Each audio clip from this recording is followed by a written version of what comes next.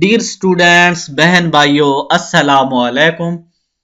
Education second year اس کے 4 ممکنہ ہو چکے ہیں اور آج ہم نے کرنا ہے اس کے شارٹ کوئسچن۔ تو چلیے ویڈیو کو شروع کرتے ہیں۔ سوال نمبر 1 ہے ہمارے سامنے، 1947 کی تعلیمی کانفرنس کے نام، قائد اعظم رحمت اللہ علیہ کے پیغام کے 4 اہم نکات لکھیے۔ تو 1947 میں ایک تعلیمی کانفرنس ہوئی تھی، تو اس میں قائد اعظم نے کیا فرمایا، وہ 4 باتیں ہم نے لکھنی ہیں۔ پہلی بات، ہمیں اپنے آزاد ملک میں اپنے تعلیمی نظام کو جو ہے وہ تاریخ و ثقافت اور زمانے کے جو بدلتے ہوئے تقاضے ہوتے ہیں ان کے مطابق ڈھالنا ہے، یعنی جیسے جیسے حالات ہوں گے ایسے ایسے تعلیم کو ڈھالنا ہے۔ دوسری بات، دنیا میں وقوع پذیر ہونے والی تعلیمی ترقیوں پر نظر رکھنی ہے۔ تیسری بات، تعلیم صرف کتاب یا کتاب نظری علوم کا نام نہیں ہے، بلکہ ہمیں سائنسی اور فنی علوم پر بھی توجہ دینی چاہیے۔ فنی علوم جو ہوتے ہیں آج کل، کمپیوٹر، لیپ ٹاپ وغیرہ ٹھیک کرنا، موبائل ٹھیک کرنا، اس کے بعد گاڑیاں بنانا، یہ فنی تعلیم ہوتی ہے، ٹھیک ہو گیا، الیکٹرونکس وغیرہ کی۔ تیسری اور چوتھی بات ہو گئی ہمارے سامنے، ہمیں تعلیم کے ذریعے نئی نسل میں عزت نفس، دیانتداری، احساس ذمہ داری، ایثار و قربانی اور قومی خدمت کا جذبہ پیدا کرنا ہے۔ مطلب کیا کہ عزت نفس پیدا کرنی ہے، احساس ہو بندے کو، ذمہ داری ہو، قربانی دے بندہ، اور قومی خدمت کا جذبہ ہو۔ ایسا نہ ہو کہ وہ اپنا ہی پیٹ پالے کے قوم کا بھی خیال کرے۔ نیکسٹ سوال آ گیا 2، تعلیمی کمیشن 1959 کے مجوزہ جو نظام امتحانات کے فوائد پر ایک نوٹ لکھیے۔ جو 1959 کا جو مجوزہ نظام امتحانات ہے اس کے جو فائدے ہوئے ہیں ان پہ نوٹ لکھنا ہے۔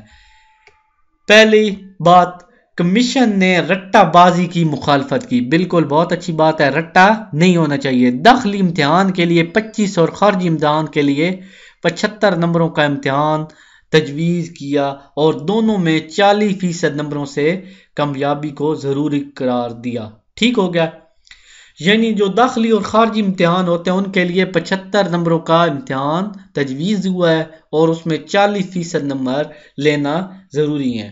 تیسری بات، اس کمیشن کی ان سفارشات پر اگر عمل درآمد کر لیا جائے تو طلبہ کو رٹا کی عادت سے نجات مل سکتی ہے، ان کی ذہنی صلاحیتیں پروان چڑھتی ہیں، قوت فیصلہ بڑھتی ہے اور کامیابی کے لیے شارٹ کٹ راستوں کی حوصلہ شکنی ہوتی ہے، تعلیمی معیار بہتر ہو جاتا ہے اور آج ہم بھی ترقی یافتہ ممالک کی صف میں کھڑا ہوتے ہیں۔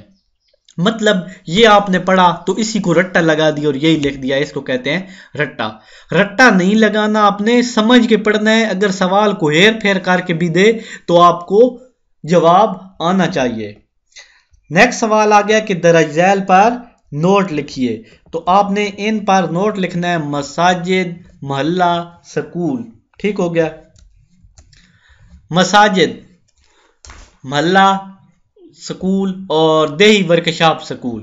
تو اس کا جواب ہے مساجد سکول۔ تعلیمی پالیسی 1979 میں مساجد میں جاری قرآن مجید اور مذہبی تعلیم کے ساتھ ساتھ تیسری جماعت تک کی تعلیم کے لیے ائمہ مساجد کا تعاون حاصل کیا گیا۔ اس طرح کے سکولوں میں امام مسجد کے ساتھ ایک تربیت یافتہ استاد کا جو تقرر کیا گیا ہے، اس طرح اخراجات کی بچت بھی ہوتی ہے اور ائمہ مساجد کے ذریعے مساجد کو تعلیمی سرگرمیوں کا مرکز بھی بنا دیا گیا ہے۔ تو یہاں پہ یہ بات واضح کرنا چاہتے ہیں کہ مساجد سکول کیا ہے۔ 1979 میں ایک تنظیم بنائی گئی جس میں بچوں کو تیسری جماعت تک مسجد میں تعلیم دی جاتی تھی اور تیسری کلاس تک جو بچے ہوتے ہیں ان کو کیا کیا جاتا تھا، ساتھ ایک ٹیچر دیا جاتا تھا جو مولانا صاحب کے ساتھ وہ پڑھاتا تھا بچوں کو۔ تو یہ اس طرح خراجات بھی کم ہوتے تھے اور جو مسجدیں ہیں وہ بھی آباد ہو سکتی ہیں۔ دوسری اس کی جو بات ہے پوچھی گئی ہے، محلہ سکول۔ مسلمان خواتین اپنے گھروں میں بچیوں کو دینی تعلیم، سلائی کڑھائی کی تربیت صدیوں سے دیتی چلی آ رہی ہیں۔ 1979 کی تعلیمی پالیسی میں فیصلہ کیا گیا کہ ایسی خواتین کو ماہانہ اعزازیہ دیا جائے اور ان کے پہلے سے موجود تعلیمی سلسلے کو باقاعدہ بنا دیا جائے۔ ایسے مراکز کو محلہ سکول کا نام دیا جاتا ہے۔ مطلب کہ گھروں میں کچھ خواتین بچوں کو پڑھاتی ہیں، قرآن پڑھاتی ہیں، اس کے بعد کڑھائی سلائی سکھاتی ہیں، تو حکومت نے فیصلہ کیا تھا کہ ان لڑکیوں کو عورتوں کو باقاعدہ پیسے یا تنخواہ وغیرہ دی جائے اور تاکہ یہ تعلیم کو جاری رکھیں۔ لاسٹ پہ جو تیسری بات پوچھی گئی دیہی ورکشاپ سکول، تعلیم مکمل نہ کرنے والے بچوں کے لیے حصول معاش کی آسانی پیدا کرنے کے لیے 1000 دیہی ورکشاپ سکول کھولنے کا فیصلہ کیا گیا۔ ایسے ورکشاپ سکولوں میں تربیت یافتہ عملہ مقرر کرنے کے علاوہ پیشہ ورانہ ماہران جو ہیں ان سے مدد لینے کا پروگرام بنایا گیا۔ مطلب کہ ہر محلے میں ایسے سکول کھولے گئے جو بچے نہیں پڑھ سکتے تھے، ذہین نہیں تھے، ان کو فنی تعلیم دی گئی کہ وہ کوئی کام سیکھیں اور ان کے لیے ماہرین نگران مقرر کیے گئے۔ سوال آ گیا چوتھا ہمارے سامنے، ابتدائی تعلیم کی اہمیت کے پیش نظر 1970 کی تعلیمی پالیسی میں کیا اہم سفارشات کی گئی ہیں؟ تو جو ابتدائی تعلیم ہے، ابتدائی تعلیم کی اہمیت، اس کے پیش نظر جو 1970 میں تعلیمی پالیسی ہے اس کی اہم سفارشات لکھنی ہے، جس کا جواب ہے اس پالیسی میں تجویز کیا گیا کہ ابتدائی تعلیم 1 سے 8ویں جماعت تک شمار کی جائے اور 1980 تک اپنے لازمی قرار دے دیا جائے۔ ٹھیک ہو گیا، یعنی 1 سے 8ویں تک جو جماعت ہے اس تک شمار کیا گیا ہے اس کو ابتدائی تعلیم کو، اور 1980 تک اسے لازمی قرار دے دیا جائے گا۔ 5ویں درجے تک تعلیم مفت ہوگی۔ کارخانوں اور فیکٹریوں کے مالکان کو بھی اپنے ملازمین کی تعلیم کا بندوبست کرنے کا پابند کیا جائے گا، یعنی جو فیکٹریوں میں کام کرتے ہیں ان کے مالکوں سے گزارش کی گئی کہ وہ ان کے جو ملازم ہیں وہاں بھی ان کو بھی تعلیم کا بندوبست کیا جائے۔ ایران کی سیاہ جو ہے سپادانش کی طرز پر ایجوکیشن کو قائم کرنے کی سفارش کی گئی۔ ایران کی سپادانش کی جو طرز پر ایجوکیشن کو قائم کی گئی۔ نیکسٹ سوال نمبر آ گیا، کیوں یہ اوپر ہے کہ ایران میں اسی طرح ایک ادارہ قائم کیا گیا سپادانش، تو اس کو بھی انہوں نے اسی طرز کا بنانے کی کوشش کی۔ نیکسٹ سوال آ گیا 1972 سے 80 تک کی تعلیمی پالیسی میں تعلیم میٹرک تک مفت کر دی گئی ہے، اس کے 4 فوائد لکھیں۔ تو اس سے شرح خواندگی میں اضافہ ہوا۔ شرح خواندگی مطلب کہ پڑھے لکھے لوگوں میں اضافہ ہوگا۔ دوسری بات، عام آدمی کے لیے اپنے بچوں کی تعلیم دلانا آسان ہوگا، یعنی ہر بندہ اپنے بچوں کو تعلیم آسانی سے دے سکتا ہے۔ تیسری بات، معاشی خود کفالت کی راہ کھل گئی۔ چوتھی بات، اجتماعی قومی شعور میں اضافہ ہوا۔ اجتماعی قومی شعور میں اضافہ ہوا، یعنی سب لوگوں میں جو ہے شعور آ گیا۔ اور سوال نمبر ہے 6، 1979 کی پالیسی میں کیا نقائص تھے؟ 4 سطریں لکھیں۔ 1979 کی جو تعلیمی پالیسی تھی اس میں کون کون سے نقص تھے؟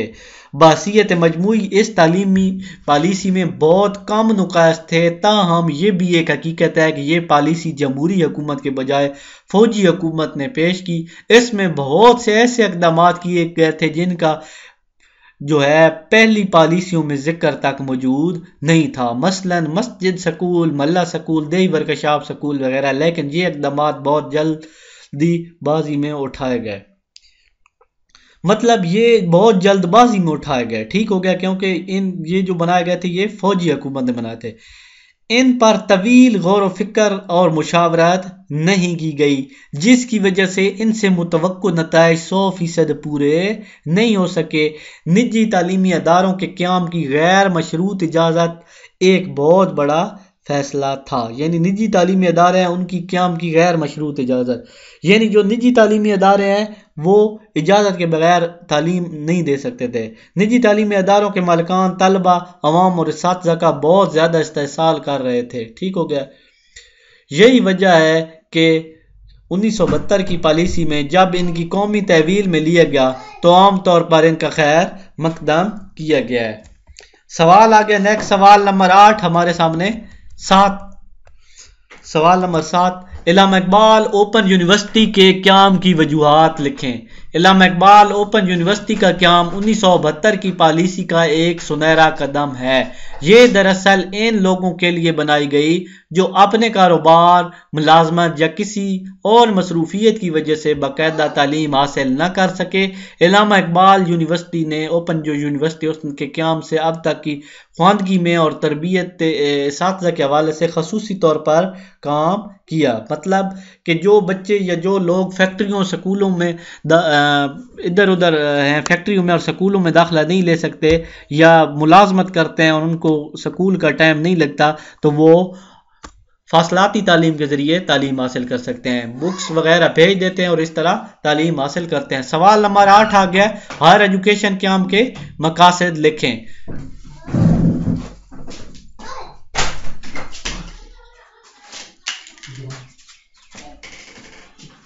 میں پڑھے نا پہ آپ کی جامنی نے وچ روڑا پائے وچ دفعہ بھائی اے رکی پستول کھڑکا ہے نا کاٹی پر ہاں اندر میں پڑھے نا پیوں نہیں بولا کر کے 2 گھنٹے میں میری پڑھائی گایا کا کٹی ہے۔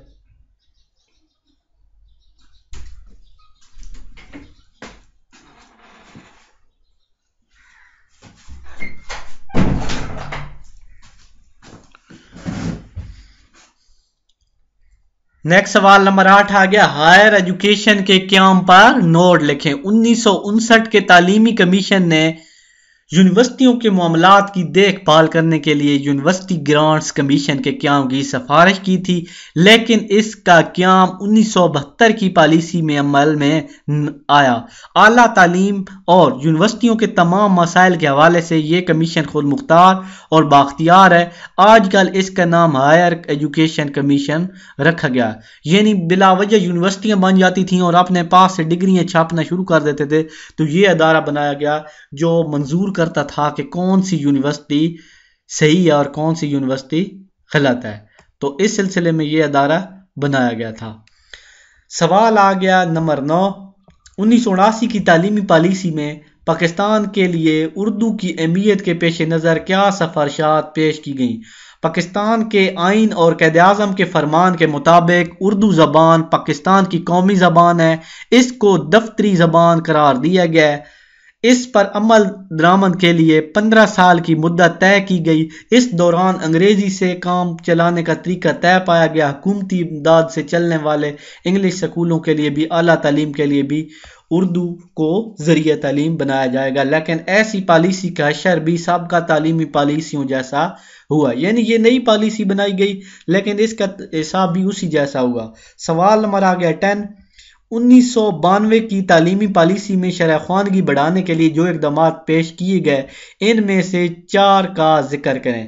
نواز شریف کے دور حکومت میں وزیر تعلیم سید فخر امام نے 1992 میں نئی قومی پالیسی کا اعلان کیا، جس میں طے پایا گیا کہ پرائمری تعلیم 100% پڑھائی جائے گی، کمپیوٹر کی تعلیم کو فروغ دیا جائے گا اور اس پالیسی میں 33 نئے پولی ٹیکنک ادارے جو ہیں کھولے جائیں گے اور 8 جو ہے نیا ٹیکنالوجی اور سیکنڈری سکولوں کی تعداد 19,000 سے بڑھا کر تقریباً یہ 48,487 کالجوں کی تعداد ہے 535 سے بڑھا کر کیا کی گئی 935 کی گئی۔ یونیورسٹیوں کی تعداد 23 سے بڑھا کر 43 کرنے کا پروگرام، امتحانات کو کمپیوٹرائز کرنے کا بھی پروگرام بنایا گیا۔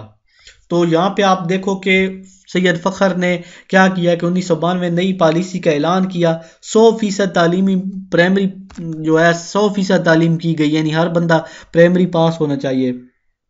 کمپیوٹر کی تعلیم کو بھی فروغ دیا جائے گا۔ اس میں 33 نئے پولی ٹیکنک ادارے جو 8 نئے ٹیکنالوجیز کالج ہیں ان کو، اور سیکنڈری سکول کی جو تعداد ہے 19,000 سے بڑھا کر 48,487 اور کالجوں کی تعداد 535 سے بڑھا کر 935 اور یونیورسٹیوں کی تعداد 23 سے 43 کرنے کا پروگرام بنایا گیا تھا۔ یہ اضافی معروضی سوالات ہیں، انشاءاللہ نیکسٹ ویڈیو میں ہم اضافی معروضی سوالات کریں گے۔ تو چلیے ویڈیو کو ختم کرتے ہیں، اسی ویڈیو کے ساتھ میں اجازت چاہتا ہوں، اللہ حافظ۔